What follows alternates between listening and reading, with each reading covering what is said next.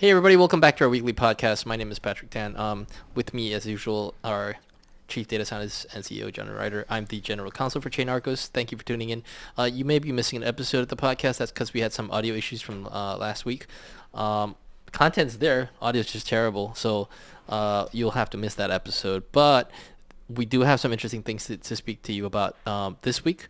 So we're not in any order. World Liberty Financial, the WLFI token, that's one. We'll talk about the BNB, the BSC chain and stuff like that, and some action coming back to that blockchain. And of course, we're gonna have to speak about Libra, which is the Melee promoted token, such as it is, and what exactly was going on over there, which has now become like a potential political hot potato. Is that fair, or is it hot tamale? It's, so yeah, hot tamale in Argentina. And let's just start with that, John. You have all the dish on that. Well, so this is particularly amusing. So I guess this is a meme coin, and what I find funny here is the sort of political nature here. So we'll talk about what's happened with this Argentina whatever token puffery tweet whatever, but what's more interesting is not the details of what happened, because you have a project with some people shilling the thing and selling it and buying it early whatever, and then effectively you've got a politician whatever serving as a KOL, I mean, he was a marketing agent. Whether he was paid, his sister was paid, doesn't matter. He was effectively marketing, and his public comments, made people buy it, and then retracted those comments, price collapsed. You see that all the time. That's yeah, fine. so Totally I'm a bit confused, but maybe you can help me clarify. So I'm not sure if the price collapsed first, then he retracted those comments. I honestly don't know, and Yeah. I kind of don't care. Yeah. No, fair enough. The exact fair enough. details of the arrangements because I think some here. people would maintain that the insiders took the money out and then collapsed the price, then he retracted his comments. So I mean, yeah, it doesn't matter. I don't think it makes any difference. I don't know whether we'll ever get a clear answer or not. In part because it's literally a political question, and so the results will be a result of those kinds of questions. What I find more interesting is that people think this is a good or bad or a problem, or like this will cause changes. So, what's funny here, this idea of a fair launch has emerged, and the concept of a fair launch is that there's no pre-sales, no pre-allocation, whatever. Okay, that's fine. And what you're seeing here, all the discussion around this is about one guy, so some token lists at some time, gets created at some time, and then people have set up what they're calling sniping bots, sniping operations, sniping software, to be the first one to buy it on some bonding curve or when it's first issued. So do you really think there's a difference between having a pre-sale and just having it open to the public at an undisclosed random time where people can run software to acquire the first issued tokens? Are those, those are not identical, but they're not really different. Who cares? It's a fair launch because at the moment the token was, quote, minted into some contract that does the distributions, there was no hard-coded setting for who was going to get the first chunks. But there's a stiff fixed bonding curve that indicates the price goes up as a function of people purchasing or something like that.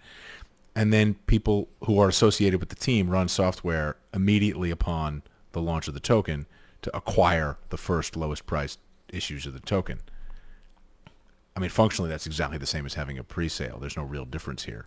If the stock exchange would IPO somebody without a public announcement at 9:02 in the morning, and it was for sale at 2 cents, and then there was, you see how there's not really a difference. So sometimes, for example, people who worked at large companies may get issued equity. They may get issued equity options. And sometimes the way you get issued equity is an option with a strike price of effectively zero, of 1 cent or something. This is like giving people, and the pre-sale is giving you equity. This is giving you options to buy the equity at a nominal price. Right? There's no real difference. They're different for reasons that are relevant. So I find it funny that people are like surprised that this structure resulted in this outcome. And it's a fair launch, so everything should be fair. No, you've defined the word fair launch to mean something ridiculous, and this is what happened. The generic pump.fund setup, there's a bonding curve, so each incremental token that's sold out of the first million tokens, X tokens, the price goes up a little bit for the initial sale for each of those things. And of course, the people who buy the first ones then buy at the lowest price.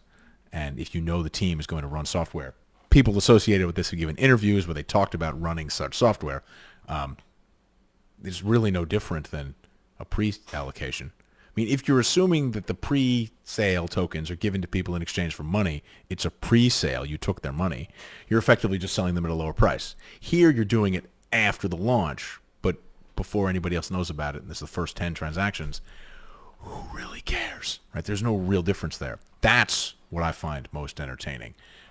All of the political discussion around it is interesting and gets more attention because it's kind of the turbo version of some promoter on Instagram, the celebrity, whatever, talks about it. Whatever. It's exactly the same dynamic as low float, high FDV with the huge pre-sale that wasn't disclosed. There's no difference here if you're just having people buy them out of a bonding curve post-launch, or even not buy them out of a bonding curve, buy them out of a liquidity pool at a low price post-launch. Like, there's really no a one-sided liquidity, whatever. There's no real difference here. If the higher profile results in a bunch of legal changes, fair enough. But I think also we could talk about the proposed legal changes a little bit. What do you want, better disclosures? You're just asking, and people are saying this shouldn't be allowed. It looks bad. Well, you want mandated disclosures in a regulator that approves filings? What does that sound like? Sounds like something we had, but we decided we didn't want. Yeah. If you're not okay with this, what is it you want that isn't that? I'm not saying I think the securities regulations should apply to these things. If they're supposed to be, useless, have a good time. Well, disclosures, you want mandatory insider ownership disclosures? Well, you want lockups? Like, you want exactly what we equity listing style? Like, if we end up going full circle and people are asking for things that functionally look like the existing equity market procedures in a lot of the world, but also applying to things that no one really believes are securities, that doesn't apply to this LIBRA thing directly. It would be an interesting protest. Like, what do we want? Everything. When do we want it? Eventually. Yeah, I mean, this particular project, the at least the Argentina president's comment suggested it had a use of raising money for something in Argentina. Correct. So you can have a discussion about whether or not that's a security. It doesn't matter. Yeah. But for the true meme stuff, expecting meme stuff, real meme coin, no use, disclosed as like the whole point is this doesn't do anything. It's purely just a meme. The essence of meme. If you want insider transaction disclosures, lockup periods, and a whole reporting regime for that. Yeah, guess what? You've got the securities regulation. But these are things that don't even feel like you can credibly argue shouldn't be subject to that under the existing traditional framework from 10, 20, 30, 80 years ago. So why you would want extra rules? You want extra rules because you got screwed. Like, I'm sorry, that's just not the right way to make decisions or set up. Yeah. So I think that one's interesting. But it's how people feel. Yeah, it is interesting. I think people should maybe consider more carefully whether there's a difference between a pre-sale and a 3 milliseconds post-launch sale to insiders. Like, again, they're not identical, but they're not very different. Not far apart. Yeah. All right. Enough about Libra. Let's shift gears a little bit to what's going on with the BSC, Binance. Yield Binance Smart Chain is busy again. So there's a lot of talk about that being busy again.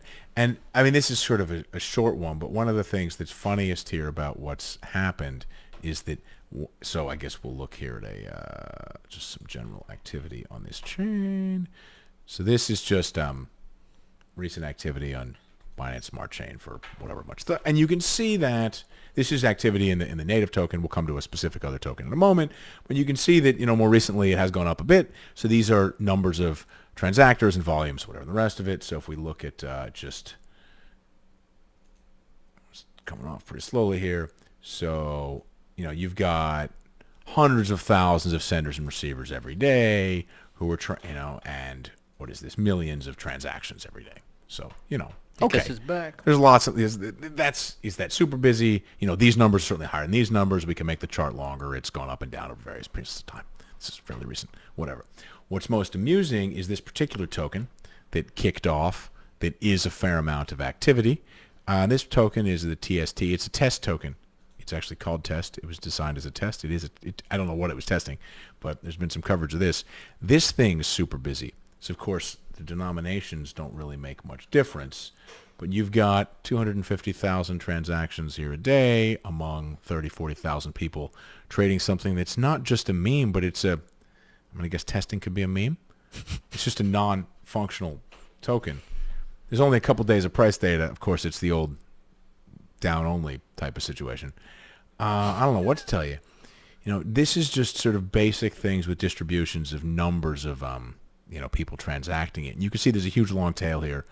This would be an issuance address Uniswap pool, probably PancakeSwap in this case, whatever. But, and you can see there's a huge tail of people transacting this and just numbers of, we'll scroll down to some, huge lists here of people doing reasonable numbers. Some of these are DeFi protocols, DEXs, whatever, all kinds of things. But just that, that a token that doesn't really do anything is so widely transacted by so many people is just pretty entertaining. Testing it. That's part of what's driving. So these are number of transactions, 200,000. These are BNB transfers. So this includes gas payments, whatever.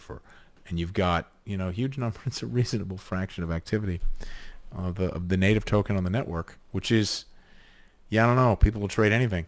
Right, so if you think you got rug pulled on a meme coin, go back and trade the test token that is for, I guess you could test if the blockchain works. Maybe there should be a token that, I don't know. Actually, that's not a bad idea to have some kind of minimal implementation because reduced amount of gas. ERC20, in this case it's BRC20, whatever, actually has more functions than needed to affect transfers. So maybe somebody should put together an absolutely minimal token implementation called, basic test or whatever. And people could transfer that just to confirm that everything worked properly. Testing in production is a big part of the ethos of the space. So that's entertaining. Yeah, I just thought that was kind of funny. The BSC is much busier than it was, in part because of the most memey of ridiculous activities. There you go. Go. And on the topic of memes, now moving on to World Liberty Financial. So this is World Liberty Financial. All right, so we'll take a look at this. So the first thing to note here, of course, is that volumes went nuts around January 20th. Fair enough. That won't surprise anyone given the nature Wonder of it. what happened then. Yeah, indeed. And what you see here, the reason you've got all this greens here is one sender. So there's only one sender because this token's not transferable yet. So we can remove that. And you've got, reasonable correlation here among number of transfers and number of people. So it's received by a fairly, look at this. This is the number of people buying the token. So the first thing I find interesting here, obviously there's a big spike around January 20th, 2021. It's died down somewhat, but these are still, a couple hundred people. There's a long tail of people transacting this thing going back a while into November. All right, so there was talk of various kinds about this. As we're going to see in a moment, there's a lot of people with a fair amount of activity in this token. So it peaked here, and you look at this chart, and it's clearly unnatural in some sense. Now, there was an event. The event makes it reasonable. If you saw this chart without there being a particular January 20th event, you'd think something ridiculous happened, but it makes sense given the context. It's the Trump-affiliated project, Trump inauguration, Trump token, spikes in volume. Fine. So now we're going to look here at something we often use to identify frauds, to question whether the activity here looks legit. That's beautiful. Now remember, so what we've got here are two different looks at the distribution of the sizes of transfers of this token. All right. So this is in sort of 1, 5, 10, 25 sort of normal intuitive units, percentile distribution, and then this is in standard deviation. So wrong screen, sorry. -3, -2, -1, +1, whatever, standard deviation things. So this is, we've talked about this before, we're calculating percentiles of the distribution of transfer sizes per day. And what you see here, so people I think are familiar with this, your child is fairly tall, they're in the 80th percentile, 90th percentile. You're short, you're in the 20th percentile. Right? So 20th percentile means the value where 20% of the samples are smaller. Right. So the 25th percentile transaction size on a given date is the size on that date where 25% of the transactions are that or smaller. Right. And what you see here, even though there is a massive dislocation in volumes, this all looks pretty natural. Maybe there's a little bit of a jump in numbers here around the 20th. In both cases, the shape changes a little bit, smaller tail down at the bottom. But overall, things look pretty natural. We've seen things before where, 99% of the transactions were below the average transaction size. All right. See here, let's just remove the outliers. We'll remove the 1st, the 5th, the 99th, and the 95th, right? You know, the average is up here. Everything else looks reasonably smooth. So yeah, there's a skew towards small sizes, but this doesn't look, it's not jumping all over the place. There's no bots coming in and out, or if there are bots, they're consistent the whole time, right? And that works the same on both of these views. If we just pull these other ones out and just look at whether the median and the average look similar, right? Okay, so the average is consistently above the median. Fair enough. But the relationship between those isn't diverging. And I mean, this is noisy. These are single day things. For projects that are around for longer periods of time, you'd average over a week or month. It doesn't look obviously fake to me, right? There's no weird regime changes. We've seen things before where the average is way above. You know, here, look, to be clear, the average is dancing around the 90th, 95th, 99th percentile. Remove the median, right? So the average is kind of in that. So clearly it's top skewed, right? There's a long tail of small values here, but it's not persistently above. It's not swirling around above and below. And look, maybe it's in the 90th, 85th percentile. But that doesn't seem, that's not transparently wrong. It means there's a small, you know, there's a long tail of smaller amounts going through there. So it looks as though whatever's been going on here is organic. That could mean that the bots were designed better than we're used to. We normally see bots that look really ridiculous. Or it may mean that this is a genuine purchasing activity, right? As we're going to see in a second. Just scroll down a little bit further here. So, okay, top senders and receivers. So this token's not transferable. It's not transferable for you. One of the key lessons here is it's transferable within some of the team wallets to do organizational work. That's not dodgy necessarily, right? Because you can have a token that can only be sent from a minting wallet. You can also have a token where there's a collection of wallets. I mean, you look at these amounts. These are clearly distribution type, 400 million even, 200 million even, distribution type amounts. Very small numbers of transactions, right? So, fair enough. On the receiving side, you've got, again, a bunch of these clearly operational wallets, but a huge tail as you get further down of just addresses receiving some kind of amount, right? This distribution doesn't look crazy. Doesn't look crazy at all. There's a lot of DeFi services, same addresses, and we'll go back up here. This is the same kind of arrangement, but in a chart from left to right. So what's interesting to note here, so red is amounts received by a given address, right? And then yellow is number of transactions. Because it's not transferable, there aren't ever going to be that many transactions because whether the team controls one wallet, 5 wallets, whatever, they can send it out, the guy who receives it can't do anything with it. Right? So these numbers are all 1, 2, 3. So we just remove that for a second. And you get a pretty natural looking distribution. There's a cliff here that's related to the team mechanics probably. But a pretty long distribution out here. So again, if this is all fake activity, the team's orchestrating themselves, they're doing it reasonably well. The lines look smooth. The distributions look sensible. So first pass, this does look like real organic buying activity. Which is an observation. And we're not suggesting you should suspect fraud or whatever it is here. We're saying one line looks ridiculous. And if you didn't know there was a political event of note related to this token on this date, you'd look at this and think, obvious market manipulation, right? It's not, but you look at it, or maybe it is, right? You're questioning that one. But then you look and you cut through the data in some interesting ways, and you see now nice, smooth, natural-looking things that, when you cut in the right directions, don't have a dislocation at that event. If betting on sporting events is clearly clustered around the occurrence of that sporting event, right? But you'd still expect a natural distribution of bet sizes and expected score outcomes and the rest of it. So it doesn't indicate manipulation that all the betting on the Super Bowl happens right before the Super Bowl. That doesn't tell you there's anything wrong. In the same way an interesting conspiracy. No. But in the same way that the fact that the volume spikes around the inauguration for a Trump-affiliated project doesn't mean there'd be any fraud. Yeah. But you can look in other places. That this chart doesn't work here doesn't mean there aren't other things you can look at. For example, look at this, and you can start to make some reasonable conclusions from that. There's no obvious indicator. But from the looks of that, it doesn't seem... It looks reasonably natural. Yeah. Now, we'll find out later when these are retransferable. We'll see what happens. If it turns out that all of those addresses transfer them at a coordinated time to the same place, clearly it's bots. If they just open for transfers and everything looks reasonable, everything's reasonable, right? It's an interesting situation because you have a discrete event that gives you one chart that looks suspicious if you didn't know about the discrete event, right? And then because it's not retransferable, other statistics also look ridiculous. We looked at some tokens in the Ronin network a while ago, and the fact that there was one sender and a huge number of receivers indicated that it was an airdrop. You can't make that conclusion here because people are able to purchase the token, right?